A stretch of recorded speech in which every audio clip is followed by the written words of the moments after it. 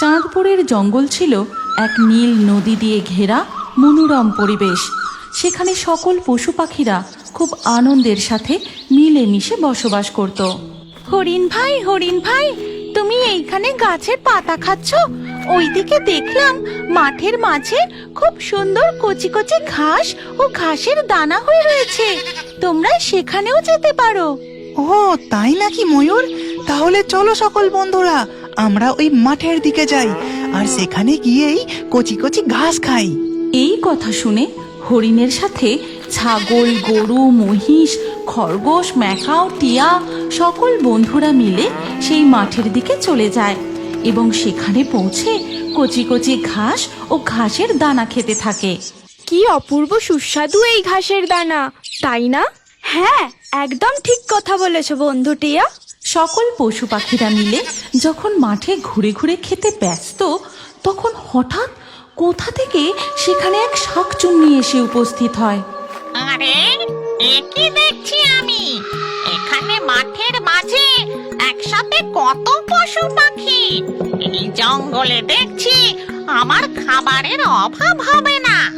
আজ থেকে আমি এই জঙ্গলেই থাকবো, আর যখন খুশি যেমন খুশি পশু পাখি ধরে ধরে খাবো। এই কথা বলেই শাকচুন্নি একটা গাছের আড়ালে গিয়ে লুকোয়। তারপর সুযোগের জন্য অপেক্ষা করতে থাকে। ঠিক সেই মুহূর্তে খরগোশ ঘাসের দানা খেতে খেতে শাকচুন্নির কাছাকাছি পৌঁছতেই, এই সুযোগ, এক মুহূর্ত দেরি করা যাবে না। এখনই এই খরগোশটাকে আমাকে ধরতে হবে। এই কথা বলেই গাছের আড়াল থেকে শাকচুন্নি তার লম্বা হাত বের করে খরগোশকে ধরে ফেলে। আহ, কে কে আমাকে ধরলো? ওরে বাবা, এই যে শাকচুন্নি! বাঁচাও বন্ধুরা, আমাকে বাঁচাও! কিন্তু বাকি পশু পাখিরা কিছু বুঝে ওঠার আগেই শাকচুন্নি খরগোশকে একেবারে গিলে খেয়ে নেয়। আর তাই দেখে বাকি পশুরা ভয়ে সেখান থেকে পালিয়ে গিয়ে পৌঁছায় গভীর জঙ্গলের মধ্যে। এ কি হয়ে গেল? আমাদের বন্ধু খরগোশকে এইভাবে খেয়ে নিল। ওই শাকচুন্নি হঠাৎ কোথা থেকে এলো? আমিও তো তাই ভাবছি হরিণ ভাই। এতদিন আমরা বাঘ সিংহের হাত থেকে নিজেদেরকে বাঁচানোর চেষ্টা করতাম, তবে সেটা তো স্বাভাবিক ব্যাপার, এই জঙ্গলের তেমনই নিয়ম। কিন্তু এই শাকচুন্নি কোথা থেকে এলো? এদিকে যখন জঙ্গলের পশু পাখিরা নিজেদের মধ্যে আলাপ আলোচনায় ব্যস্ত, ওদিকে তখন শাকচুন্নি, আজ থেকে আমি যখন এই জঙ্গলেই থাকবো, তখন এখানে আগে আমাকে নিজের জন্য একটা চালা ঘর বানাতে হবে। যেমন ভাবা তেমন কাজ। শাকচুন্নি সাথে সাথেই নিজের জন্য একটা চালা ঘর বানিয়ে ফেলে। তারপর সে যায় জঙ্গলের চারপাশটা ঘুরে দেখার জন্য। বাবা, এই জঙ্গলের গাছে গাছে তো দেখি প্রচুর ফল হয়ে রয়েছে। এই কথা বলে শাকচুন্নি গাছের ফল ছিঁড়ে ছিঁড়ে খেতে থাকে। সে একটা করে ফল তুলে তাতে কামড় বসায় আর ছুঁড়ে ছুঁড়ে ফেলে দেয়। আর এই রকম দিনের পর দিন চলতে থাকায় এতে জঙ্গলের পাখিদের খাবারের অভাব দেখা দিতে থাকে। এমন পরিস্থিতিতে জঙ্গলের সকল পশু পাখিরা গিয়ে পৌঁছায় জঙ্গলের রাজার কাছে এবং তাকে গিয়ে সমস্ত কথা জানায়। মহারাজ সিংহ, আপনি কিছু একটা উপায় বার করুন, ওই শাকচুন্নির হাত থেকে আমাদের রক্ষা করুন, নইলে আমরা যে না খেতে পেয়ে মরবো। শুধু তাই নয় মহারাজ, এতদিন জানতাম আমরা শুধু আপনারই খাদ্য, কিন্তু এখন ওই শাকচুন্নি আমার বন্ধু খরগোশ, ছাগল, গরু সবাইকে ধরে ধরে খেয়ে নিয়েছে। এ তো ভয়ানক সমস্যা দেখছি। আমাকে এর কিছু একটা ব্যবস্থা করতেই হবে। চলো সব, আমার সাথে চলো। এই কথা বলে সিংহ সবাইকে নিয়ে সেই শাকচুন্নির চালা ঘরের দিকে এগোতে থাকে। তারপর সেখানে পৌঁছে সিংহ এক হুঙ্কার দিয়ে শাকচুন্নিকে ডাকে। শাকচুন্নি, কোথায় তুমি? শিগগিরই বেরিয়ে এসো, না হলে আজ তুমি আমার হাত থেকে রক্ষা পাবে না। এই কথা শুনে শাকচুন্নি তার চালা ঘর থেকে বেরিয়ে আসে। কে রে তুই? তোর এত বড় সাহস, তুই আমাকে ভয় দেখাস? আমি এই জঙ্গলের রাজা মহারাজ সিংহ তোমাকে আদেশ করছি, তুমি এই জঙ্গল ছেড়ে চলে যাও। তুমি এই জঙ্গলের অনেক নিয়ম ভঙ্গ করেছ, সকলের ক্ষতি করেছ। শিগগিরই এই জঙ্গল ছেড়ে চলে যাও। মহারাজ সিংহ, তুমি এসেছো এই শাকচুন্নিকে ভয় দেখাতে? আমি তোমাকে মজা দেখাচ্ছি, দেখো এবার। এই কথা বলে শাকচুন্নি জাদু করে সিংহের লেজে আগুন জ্বালিয়ে দেয়। আহ আহ পালাও পালাও এখান থেকে তাড়াতাড়ি। তারপর সবাই মিলে সেখান থেকে পালিয়ে যায় আর গিয়ে পৌঁছায় নদীর ধারে। সিংহ নদীর পাড়ে বসে তার লেজের আগুন নেভায়। এবার কি হবে সিংহ মশাই? ওই শাকচুন্নি যে খুবই শক্তিশালী। মহারাজ, আমার মাথায় একটা বুদ্ধি এসেছে। আমার মনে হয় আমাদের এখনই প্রকৃতি দেবীকে স্মরণ করা উচিত, আর তিনি নিশ্চয়ই কোনো উপায় বলে দিতে পারবেন। তুমি একদম ঠিক কথা বলেছ শিয়াল। চলো সব আমরা প্রকৃতি দেবীর ঝর্ণার কাছে গিয়ে তাকে স্মরণ করি। এরপর সবাই মিলে প্রকৃতি দেবীকে স্মরণ করতে থাকে এবং সাথে সাথেই সেখানে প্রকৃতি দেবী প্রকট হন। তারপর জঙ্গলের সকল পশু পাখিদের মুখে শাকচুন্নির কথা শুনে বুঝতে পারছি জঙ্গলে এক ভয়ানক বিপদ এসে উপস্থিত হয়েছে, কিন্তু মুশকিল হলো আমি প্রকৃতি দেবী, তাই আমার জাদু শক্তি এই প্রকৃতির ওপর কাজ করে, কোনো শাকচুন্নির ওপর নয়। তাহলে এখন উপায়? আমরা কি করে সেই শাকচুন্নির হাত থেকে রক্ষা পাবো প্রকৃতি দেবী? তোমরা চিন্তা করো না, আমি দেখছি কোনো উপায় বার করতে পারি কিনা। তারপর প্রকৃতি দেবী জাদু করে এক জাদু বলয় প্রকট করেন আর তাতেই তিনি দেখতে পান। শোনো তোমরা, ওই শাকচুন্নিকে বধ করার উপায় আমি পেয়ে গেছি।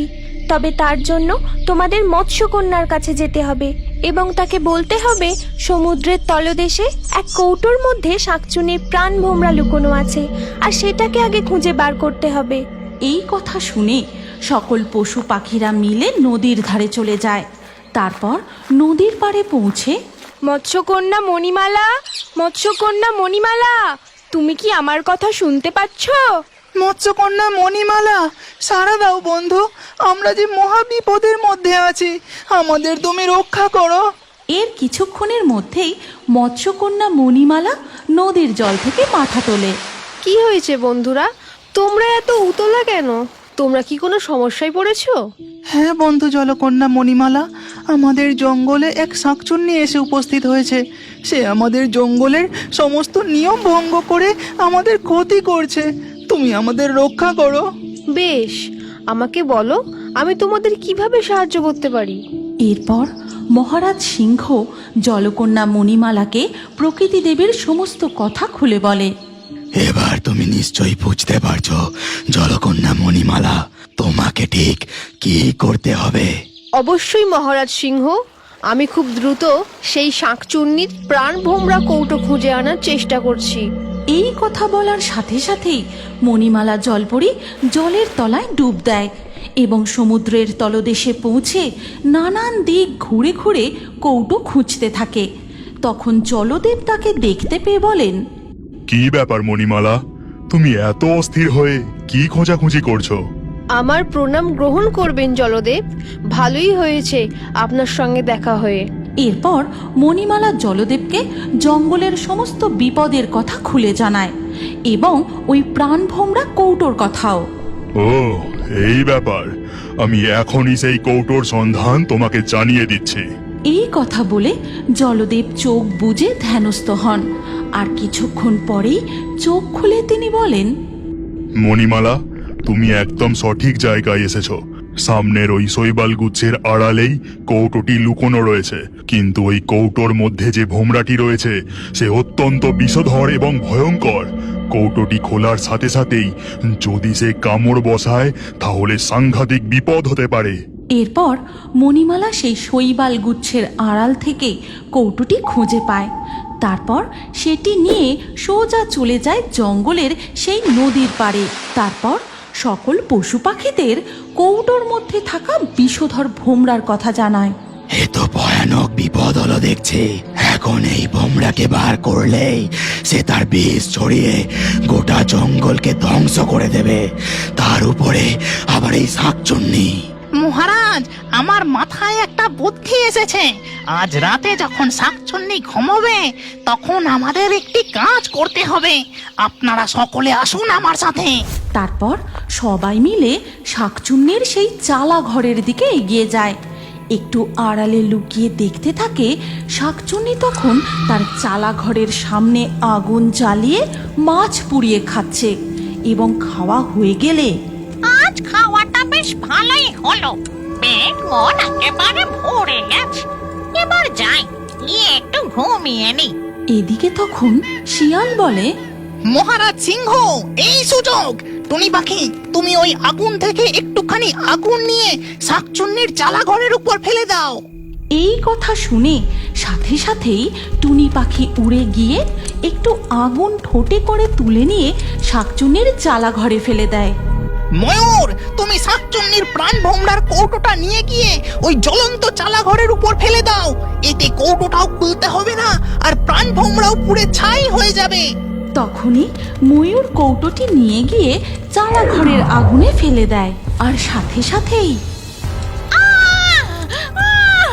কে কে আমার এত বড় সর্বনাশ করলি? জ্বলে গেল, জ্বলে গেল, আমার প্রাণ ভোমরা পুড়ে ছাই হয়ে গেল। এইভাবেই শাকচুন্নি বধ হলো এবং গোটা জঙ্গলে আবার শান্তি ফিরে এলো। এই গল্পের পরবর্তী পর্ব যদি তুমি দেখতে চাও তাহলে কমেন্টে নেক্সট পার্ট অবশ্যই লিখো।